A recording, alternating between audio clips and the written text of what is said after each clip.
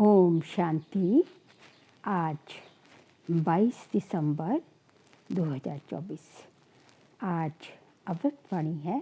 Revise date 17 मार्च 2002। आज की अमृतवाणी का सार है, सदा अपने सम्मान में रहना, सम्मान देना, सबका सहयोगी बनना और समर्थ बनना। सदा अपने सम्मान में रहना, सम्मान देना, सबका सहयोगी बनना और समर्थ बनाना। आज भाग्य विधाता बाप दादा चारों ओर के हर एक बच्चे के मस्तक में भाग्य की 3 लकीरें देख रहे हैं। एक परमात्मा पालना की भाग्यवान लकीर, दूसरी सत शिक्षक की श्रेष्ठ शिक्षा की भाग्यवान लकीर, तीसरी श्रीमत की चमकती हुई लकीर। चारों ओर के बच्चों के मस्तक बीच तीनों लकीरें बहुत अच्छी चमक रही हैं। आप सभी भी अपनी तीनों भाग्य की लकीर को देख रहे हैं ना। जब भाग्य विधाता आप बच्चों का बाप है तो आपके सिवाय श्रेष्ठ भाग्य और किसका हो सकता है। कौन कौन सी 3 लकीर देख रहे हैं बाबा? एक परमात्मा पालना की, दूसरी जो सत्य शिक्षक की शिक्षाओं की श्रेष्ठ शिक्षा की, और तीसरी चमकती हुई किसकी? श्रीमत की। जब भाग्य विधाता आप बच्चों का बाप है तो आपके सिवाय श्रेष्ठ भाग्य और किसका हो सकता है। बाप दादा देख रहे हैं, विश्व की अनेक करोड़ आत्माएं हैं, लेकिन उन करोड़ों में से 6 लाख परिवार कितने थोड़े हैं। फोटो में कोई हो गए ना। वैसे हर मानव के जीवन में ये तीनों बातें, पालना, पढ़ाई और श्रेष्ठ मत, तीनों ही आवश्यक है। लेकिन ये परमात्मा पालना और देव आत्माएं या मानव आत्माओं की मत पालना पढ़ाई में रात दिन का अंतर है। भगवान की पढ़ाई, भगवान के श्रीमत, और जो दूसरे मनुष्यों की पालना, मनुष्यों की मत में बाबा कहते हैं रात दिन का अंतर है। तो इतना श्रेष्ठ भाग्य जो संकल्प में भी नहीं था, लेकिन अब हर एक का दिल गाता है, पाना था सो पा लिया। क्या कहेंगे? पा लिया ना। बाप भी ऐसे बच्चों के भाग्य को देख हर्षित होते हैं। बच्चे कहते वाह बाबा वाह, और बाप कहते वाह बच्चे वाह। बस इसी भाग्य को सिर्फ स्मृति में नहीं रखना है, लेकिन सदा स्मृति स्वरूप रहना है। केवल स्मृति में रख दिया, लेकिन हमें क्या बनना? स्मृति स्वरूप। अर्थात ये भाग्य हमेशा आपके पास इमर्ज रूप में इसकी स्मृति रहे। मर्ज में तो रहती है, लेकिन क्या चाहिए? इमर्ज में इसकी स्मृति वर्तमान समय जरूरी है। कई बच्चे सोचते बहुत अच्छा है, लेकिन सोचना स्वरूप नहीं बनना, स्मृति स्वरूप बनना है। सोचते सोचते सारा टाइम चला जाता है, लेकिन बाबा कहते हैं सोचना स्वरूप नहीं बनना, स्मृति स्वरूप बनना है। स्मृति स्वरूप सो समर्थ स्वरूप है। सोचना स्वरूप समर्थ स्वरूप नहीं है। स्मृति स्वरूप सो समर्थ स्वरूप, लेकिन सोचना स्वरूप वो समर्थ स्वरूप नहीं है। बाप दादा बच्चों की भिन्न भिन्न लीला देखते मुस्कुराते रहते हैं। कोई कोई सोचता स्वरूप रहते हैं, स्मृति स्वरूप सदा नहीं रहते। कभी सोचता स्वरूप, कभी स्मृति स्वरूप। जो स्मृति स्वरूप रहते हैं वह निरंतर नेचुरल स्वरूप रहते हैं। जो सोचता स्वरूप रहते हैं उन्हें मेहनत करनी पड़ती है। ये संगम युग मेहनत का युग नहीं है। सर्व प्राप्तियों के अनुभवों का युग है। 63 जन्म मेहनत की, लेकिन अब मेहनत का फल प्राप्त करने का युग अर्थात समय है। बाप दादा देख रहे थे कि देवान की स्मृति में रहने में क्या मेहनत की। मैं फलाना हूँ, मैं फलाना हूँ, ये मेहनत की ना, नेचुरल रहा ना, नेचर बन गई ना। बॉडी कॉन्शियस की इतनी पक्की नेचर हो गई जो अभी भी कभी कभी कई बच्चों को आत्म अभिमानी बनने के समय बॉडी कॉन्शियसनेस अपनी तरफ आकर्षित कर देती है। सोचते हैं मैं आत्मा हूँ, मैं आत्मा हूँ, लेकिन देहभान ऐसा नेचुरल रहा है जो बार बार ना चाहते भी ना सोचते भी देहभान में आ जाते हैं।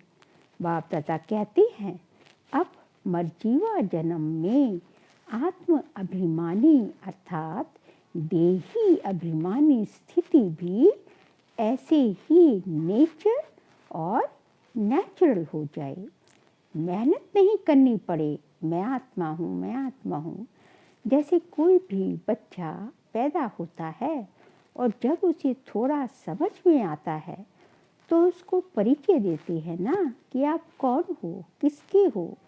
ऐसे ही जब ब्राह्मण जन्म लिया तो आप ब्राह्मण बच्चों को जन्मते ही क्या परिचय मिला, आप कौन हो। आत्मा का पाठ पक्का कराया गया ना, तो ये पहला परिचय नेचुरल नेचर बन जाए। नेचर नेचुरल और निरंतर रहती है। बाबा कहते हैं जो आपकी नेचर बन जाएगी, जो चीज़ वो नेचुरल रूप में रहेगी, प्राकृतिक रूप में रहेगी, हमेशा रहेगी और निरंतर नेचुरल रहेगी और सदा रहेगी। जो आपकी चीज़ नेचर बन जाए, इसलिए देही अभिमानी स्थिति, आत्म अभिमानी स्थिति नेचर बन जानी चाहिए। याद करना नहीं पड़ता उसको। ऐसे हर ब्राह्मण बच्चे की अब समय प्रमाण देही अभिमानी स्टेट नेचुरल हो। कई बच्चों की है, सोचना नहीं पड़ता, स्मृति स्वरूप है। अब निरंतर और नेचुरल स्मृति स्वरूप बनना ही है। लास्ट अंतिम पेपर सभी ब्राह्मणों का यही छोटा सा है। कौन सा पेपर है? नष्टो मोहा स्मृति स्वरूप। तो इस वर्ष में क्या करेंगे? कई बच्चे पूछते हैं इस वर्ष में क्या विशेष लक्ष्य रखें? तो बाप दादा कहते हैं सदा देही अभिमानी स्मृति स्वरूप भव। जीवन मुक्ति तो प्राप्त होनी ही है, लेकिन जीवन मुक्त होने के पहले मेहनत मुक्त बनो। जीवन मुक्त तो बन नहीं है, लेकिन जीवन मुक्त से पहले मेहनत मुक्त बनो। ये स्थिति समय को समीप लाएगी। कौन सी स्थिति? मेहनत मुक्त स्थिति। और आपके सर्व विश्व के भाई और बहनों को दुख अशांति से मुक्त करेगी। आपकी ये स्थिति आत्माओं के लिए मुक्ति धाम का दरवाजा खोलेगी। तो अपने भाई बहनों के ऊपर रहम नहीं आता। कितना चारों ओर आत्माएं चिल्ला रही हैं, तो आपकी मुक्ति सर्व को मुक्ति दिलाएगी। ये चेक करो। नेचुरल स्मृति सो समर्थ स्वरूप कहाँ तक बनी है? चेकिंग क्या करनी है कि जो आपकी देही अभिमानी स्थिति है, आत्म अभिमानी स्थिति, वो नेचुरल रूप में रहे, नेचर बन जाए। समर्थ स्वरूप बनना ही व्यर्थ को सहज समाप्त कर देगा। स्मृति स्वरूप बने तो समर्थ स्वरूप बने, और समर्थ स्वरूप जहाँ बन गए तो व्यर्थ जो है स्वतः ही समाप्त हो जाएगा। बार बार मेहनत नहीं करनी पड़ेगी। अभी इस वर्ष बाप दादा बच्चों के स्नेह में कोई भी बच्चे की किसी भी समस्या में मेहनत नहीं देखना चाहते, समस्या समाप्त और समाधान समर्थ स्वरूप देखना चाहते हैं। क्या ये हो सकता है? बोलो दादियाँ, हो सकता है। टीचर्स बोलो, हो सकता है। पांडव, हो सकता है। फिर बहाना नहीं बनाना, ये था ना, ये हुआ ना, ये नहीं होता तो नहीं होता। बाप दादा बहुत मीठे मीठे खेल देख चुके हैं। कुछ भी हो जाए, चाहे हिमालय से भी बड़ा 100 गुना समस्या का स्वरूप हो, चाहे तन द्वारा, चाहे मन द्वारा, चाहे व्यक्ति द्वारा, चाहे प्रकृति द्वारा, समस्या परिस्थिति आपकी स्वस्थिति के आगे कुछ भी नहीं है। और स्वस्थिति का साधन है सम्मान। कोई भी, बाबा कहते हैं, किसी भी तरह की परिस्थिति आए, किसी भी तरह से, चाहे प्रकृति से, चाहे साधनों से, चाहे व्यक्तियों से, चाहे तत्वों से, लेकिन परिस्थिति स्वस्थिति के सामने परिस्थिति कुछ भी नहीं हो तो पराई है ना। और परिस्थिति और स्वस्थिति का स्ट्रॉन्ग बनाने का, स्वस्थिति समर्थ बनाने का साधन है सम्मान। नेचुरल रूप में सम्मान हो, याद नहीं करना पड़े, बार बार मेहनत नहीं करनी पड़े। नहीं नहीं, मैं सुदर्शन चक्रधारी हूँ, मैं नूरे रतन हूँ, मैं दिल तख्त नशीन हूँ ही, और कोई होने हैं क्या? कल पहले कौन बने थे? और बने थे या आप ही बने थे? आप ही थे ना, आप ही थे, आप ही हैं, और हर कल्प आप ही बनेंगे, ये निश्चित है। बाप दादा सब चेहरे देख रहे हैं, ये वही कल्प पहले वाले हैं। इस कल्प के हो या अनेक कल्प के हो, अनेक कल्प के हो ना हो, हाथ उठाओ। जो हर कल्प आते हैं, जो हर कल्प वाले हैं, फिर तो निश्चित है ना, आपको तो पास सर्टिफिकेट मिल गया है ना, कि लेना है? मिल गया है ना, मिल गया है या लेना है? कल पहले मिल गया, अभी क्यों नहीं मिलेगा?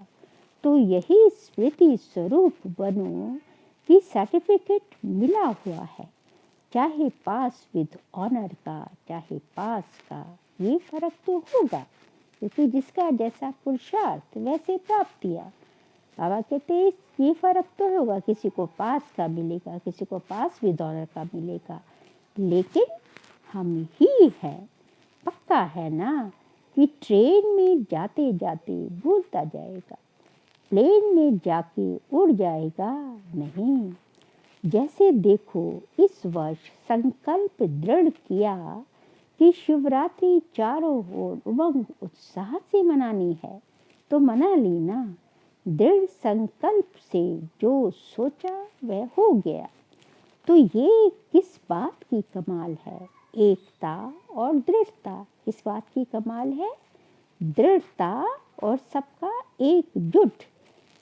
एकता में बल है, कहा जाता है ना। सोचा था 67 प्रोग्राम करने का, लेकिन बाप दादा ने देखा कि उससे भी ज़्यादा कई बच्चों ने प्रोग्राम किए हैं। ये है समर्थ स्वरूप की निशानी, उमंग उत्साह का प्रत्यक्ष प्रमाण। स्वतः ही चारों ओर कर लिया ना। ऐसे ही सब मिलकर एक दो को हिम्मत बढ़ाते हुए ये संकल्प करो कि अब समय को समीप लाना ही है, आत्माओं को मुक्ति दिलानी ही है। लेकिन तब होगा जब आप सोचना स्मृति स्वरूप में लाएंगे। बाप दादा ने सुना है कि फॉरेन वालों को भी विशेष स्नेह मिलन व मीटिंग है, और भारत वालों की भी मीटिंग है। तो मीटिंग में सिर्फ सेवा के प्लान नहीं बनाना, लेकिन बैलेंस का बनाना। ऐसा एक दो के सहयोगी बनो जो सभी मास्टर सर्वशक्तिवान बन आगे उठते चले। दाता बनकर सहयोग दो, बातें नहीं देखो, सहयोगी बनो।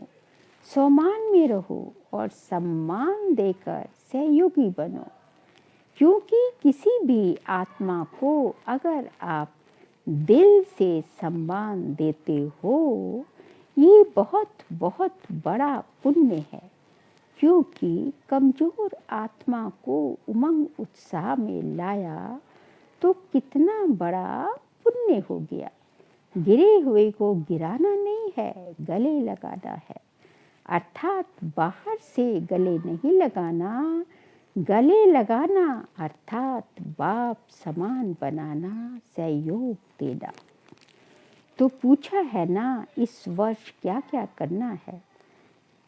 बस सम्मान देना और सम्मान में रहना। समर्थ बनाना क्या करना है? सम्मान में रहना है और दूसरों को सम्मान देना है। जब सम्मान में रहेंगे तभी दूसरों को सम्मान दे पाएंगे, और दूसरों को जैसे सम्मान दिया और खुद सम्मान में रहे तो खुद भी समर्थ बन गए और दूसरों को भी समर्थ बना दिया।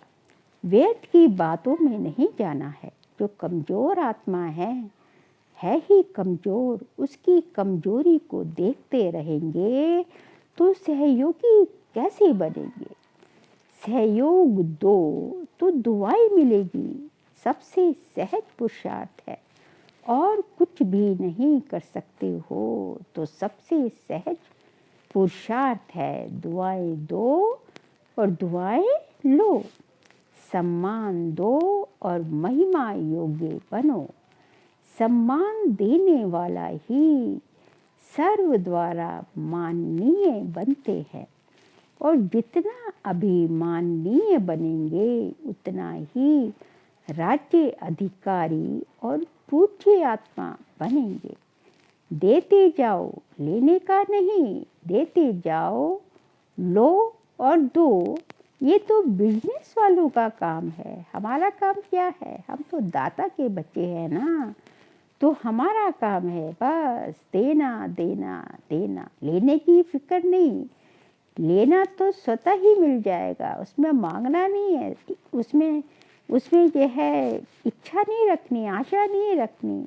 जब दोगे तो देना मतलब ही होता है लेना।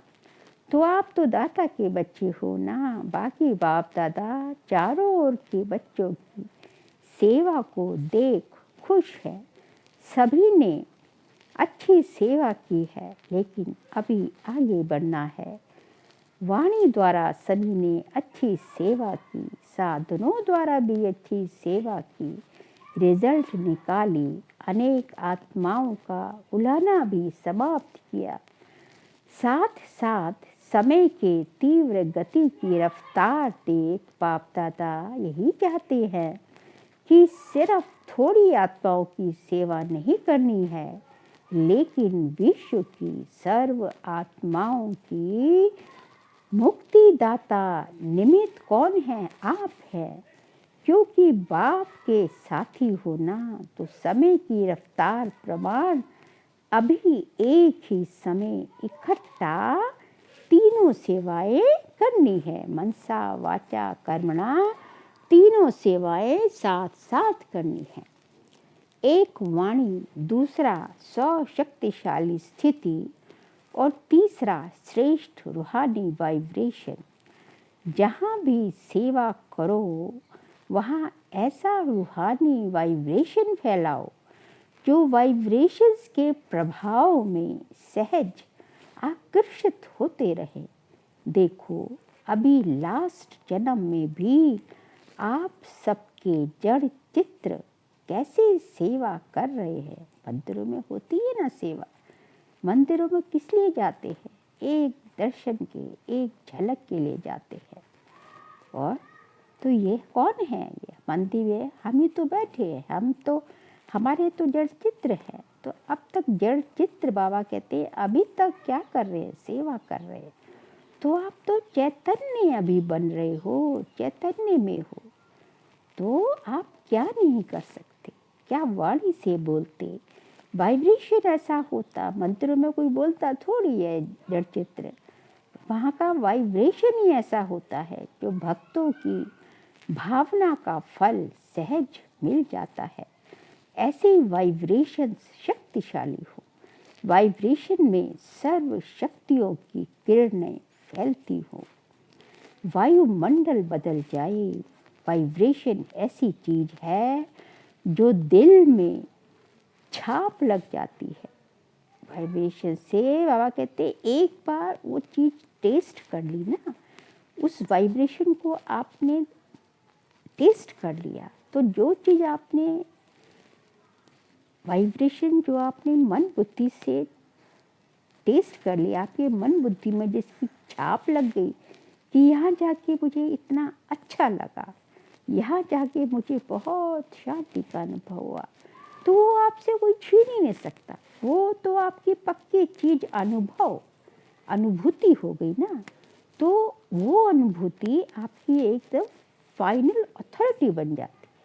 आप सबको अनुभव है किसी आत्मा के प्रति अगर कोई अच्छा या बुरा वाइब्रेशन आपके दिल में बैठ जाता है तो कितना समय लगता है, बहुत समय, कितना समय चलता है। जब किसी के प्रति कुछ सोच लिया तो बहुत चलता है ना अंदर ही अंदर, तो बहुत समय चलता है। निकालना चाहो भी तो नहीं निकाल सकते। किसका बुरा वाइब्रेशन बैठ जाता है तो सहज निकलता है क्या? नहीं।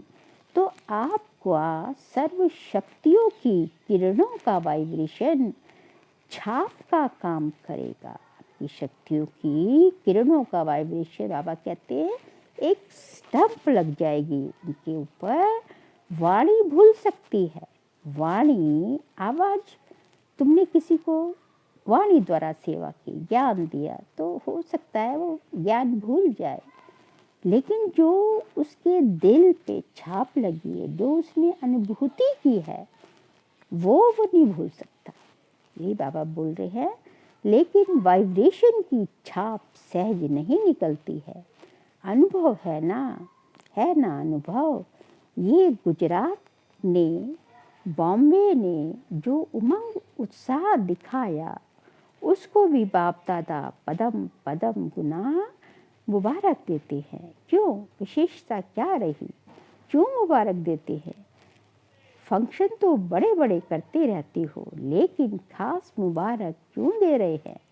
क्योंकि दोनों तरफ की विशेषता रही एकता और दृढ़ता की।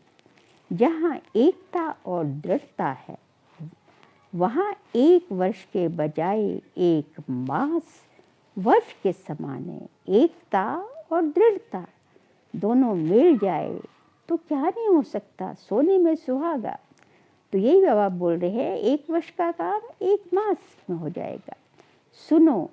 सुना गुजरात और बॉम्बे ने। अच्छा, अभी सेकंड में ज्ञान सूर्य स्थिति में स्थित हो, चारों ओर के भयभीत हलचल वाली आत्माओं को सर्व शक्तियों की किरणें फैलाओ। बहुत भयभीत है, शक्ति दो, वाइब्रेशन फैलाओ। अच्छा, फिर बाप दादा ने ड्रिल कराई। चारों ओर के बच्चों के भिन्न भिन्न याद, प्यार और समाचार के पत्र और ईमेल बाप के पास पहुंच गए हैं।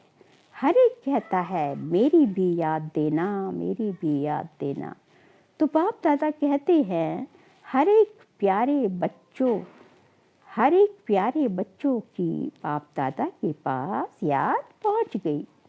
दूर बैठे भी बाप दादा के दिल तख्त नशीन है ना।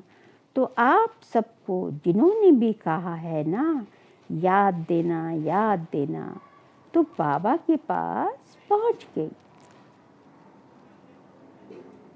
यही बच्चों का प्यार और बाप का प्यार बच्चों को उड़ा रहा है।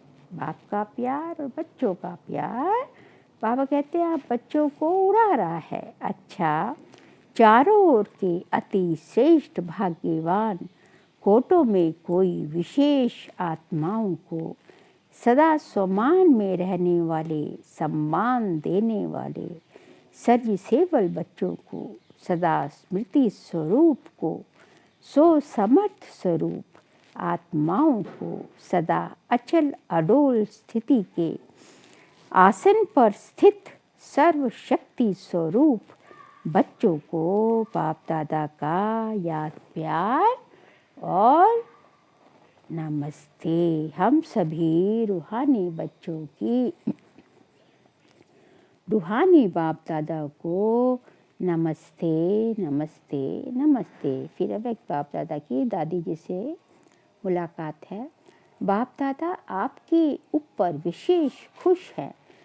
क्यों खुश हैं? विशेष इस बात पर खुश हैं कि जैसे ब्रह्मा बाप सभी को ऑर्डर करता था, ये करना है, अभी करना है, ऐसे आपने भी ब्रह्मा बाप को फॉलो किया। आप भी मेरे साथ हैं। वह तो है ही, निमित्त तो आप बनी ना। और ऐसा दृढ़ संकल्प किया जो चारों ओर सफलता है। इसलिए आप में रूहानी ताकत बहुत गुप्त भरी हुई है। तबीयत ठीक है, रूहानी शक्ति इतनी भरी हुई है जो तबीयत कुछ भी नहीं है। कमाल है ना। दादियों का मिलना देखकर सबकी दिल होती है। हम भी दादी होते तो मिलते ना। आप भी दादी बनेंगे। अभी बाप दादा ने प्लान बनाया है दिल में, अभी दिया नहीं है। तो जो सेवा के ब्रह्मा बाप के साकार समय में सेवा में आदि रत्न निकले हैं, उन्हों का संगठन पक्का करना है। कब करेंगे? जब आप करें। ये ड्यूटी आपकी दादी जानकी की है। आपके दिल का संकल्प भी है ना। क्योंकि जैसे आप दादियों की दृढ़ता है और एकता का संगठन पक्का है, ऐसे आदि सेवा के रत्नों का संगठन पक्का हो, इसकी बहुत बहुत आवश्यकता है। क्योंकि सेवा तो बढ़नी ही है, तो संगठन की शक्ति जो चाहे वह कर सकती है। संगठन की निशानी का यादगार है 5 पांडव। 5 है लेकिन संगठन की निशानी है। अच्छा, अभी जो साकार ब्रह्मा के होते हुए सेवा के लिए सेंटर पर रहे हैं, सेवा में लगे हैं, वह उठो। भाई भी हैं, पांडवों के बिना थोड़े ही गति है। यहाँ तो थोड़े हैं लेकिन और भी हैं। संगठन को जन्म करने की जिम्मेवारी इनकी दादी जानकी की है। संगठन को जमा करने की जिम्मेवारी दादी जानकी को दी बाबा ने। ये दादी तो बैकबोन है। बहुत अच्छे अच्छे रत्न हैं। अच्छा, सब ठीक है, कुछ भी करते रहते हो, लेकिन आपके संगठन की महानता है। कितना किला मजबूत है। अच्छा, विराज का बाबा का वरदान है, सम्मान की सीट पर सेट हो तो हर परिस्थिति को पार करने वाले सदा विजयी भव। सम्मान की सीट पर सेट हो तो हर परिस्थिति को पार करने वाले सदा विजयी भव। सदा अपने इस सम्मान की सीट पर स्थित रहो कि मैं विजयी रतन हूँ, मास्टर सर्वशक्तिवान हूँ। तो जैसी सीट होती है वैसे लक्षण, तो जैसी सीट होती है वैसे लक्षण आते हैं। कोई भी परिस्थिति सामने आए तो सेकंड में अपने इस सीट पर सेट हो जाओ। सीट वाले का ही ऑर्डर माना जाता है। सीट पर रहो तो विजयी बन जाएंगे। संगम युग है ही सदा विजयी बनने का युग। ये युग को वरदान है। क्या वरदान है? विजयी बनने का, आत्माओं को विजयी बनाने का संगम युग को वरदान है। तो वरदानी बन विजयी बनो। स्लोगन है, सर्व आसक्तियों पर विजय प्राप्त करने वाले शिव शक्ति पांडव सेना है। सर्व आसक्तियों पर विजय प्राप्त करने वाले शिव शक्ति पांडव सेना है। बाबा कहते हैं कि जब आपने सर्व आसक्तियों पर, सर्व जो है जितनी भी जो है आपकी जो है इच्छाएं हैं, लगाव झुकाव प्रभाव जितना किसी के लिए, चाहे वस्तुओं के लिए, वैभवों के लिए, पदार्थों के लिए, उस पर विजय प्राप्त जो करते हैं वही जो है शिव शक्ति पांडव सेना है। अच्छा,